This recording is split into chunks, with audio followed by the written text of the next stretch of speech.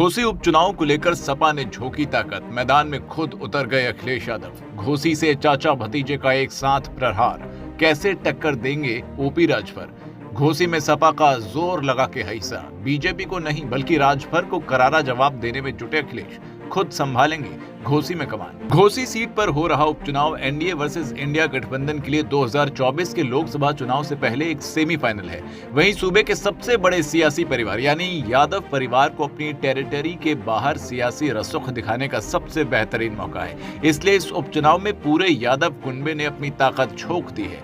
2017 के विधानसभा चुनाव हो, 2019 के लोकसभा चुनाव या फिर 2022 के विधानसभा चुनाव, इसके बाद जितने भी उपचुनाव हुए उनमें मैनपुरी को छोड़कर यादव कुनबा कभी इतना मजबूती से नहीं उतरा। यहां तक कि जब परिवार के सदस्य धर्मेंद्र यादव आजमगढ़ में लोकसभा का उपचुनाव लड़ रहे थे, तब भी अखिलेश यादव वहां प्रचार के लिए नहीं पहुंचे थे।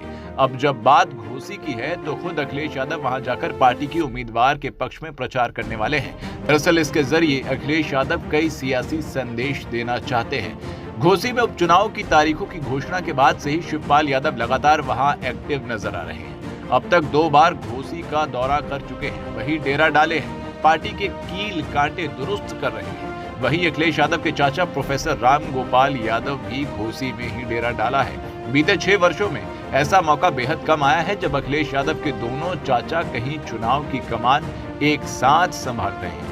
2017 में भी ये तस्वीर नहीं दिखी थी। 2019 में तो शिवपाल यादव ने ही राम गोपाल यादव के बेटे को फिरोजाबाद में चुनाव हराने में बड़ी भूमिका निभाई थी। 2022 में भी एक दूसरे के खिलाफ तल्खी बरकरार थी। हालांकि दिसंबर 2022 में मैनपुरी में जब डिंपल यादव उपचुनाव में उतरी, तब जरूर अखिलेश यादव के दोनों चाचा एक साथ वहां चुनाव की कमान संभाले थे, लेकिन मैनपुरी समाजवादी पार्टी का अपना गढ़ रहा है और वो सीट भी नेताजी मुलायम सिंह यादव के निधन के बाद खाली हुई थी। इसलिए वहां समाजवादी पार्टी के साथ साथ दोनों चाचाओं की भी प्रतिष्ठा दांव पर थी। आपको बताते चलें, 2022 के विधानसभा चुनाव के बाद उत्तर प्रदेश में अब तक लोकसभा की 3 सीटों पर उपचुनाव हुआ है। विधानसभा की 5 सीटों पर लोकसभा उपचुनाव की अगर बात करें तो मैनपुरी में डिंपल यादव उम्मीदवार थी तो अखिलेश यादव ने यहां प्रचार किया। आजमगढ़ में उनके भाई धर्मेंद्र यादव चुनाव मैदान में थे, लेकिन अखिलेश ने प्रचार नहीं किया। सपा की यहां हार हुई। वहीं रामपुर लोकसभा सीट पर भी हुए उपचुनाव में अखिलेश यादव नहीं गए थे। ये सीट भी सपा को गंवानी पड़ी।